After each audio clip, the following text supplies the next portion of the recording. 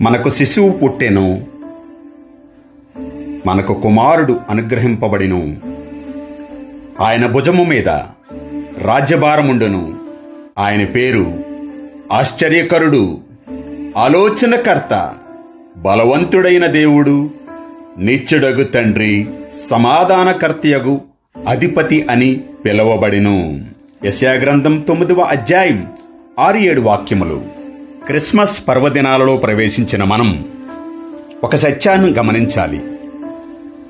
యేసుక్రీస్తు ప్రభువారు జన్మించడానికి 700 సంవత్సరముల క్రిందటే యెషయా ప్రవక్త ద్వారా ప్రవచించినటువంటి ప్రవచనాత్మకమైనటువంటి ఈ మాట నెరవేర్పుగా ఈ లోకంలో ఈనాడు ఈ క్రిస్మస్ ఆనందాన్ని మనము జరుపుకుంటున్నాం. ప్రేమ కలిగిన మా తండ్రి, రానున్న దినాలు ఈ క్రిస్మస్ సందేశాలు మేము గమనించబోతూ ఉండగా ప్రతి కుటుంబాన్ని బలపరచండి, స్థిరపరచండి. మీ అత్యున్నతమైన నామమును హెచ్చించుకుని మహిమ పొందమని యేసుక్రీస్తు నామమును స్తుతించి ఈ దీన కుటుంబాలను మీ చేతులకు అప్పగిస్తున్నాను తండ్రి. Amen. May God bless you.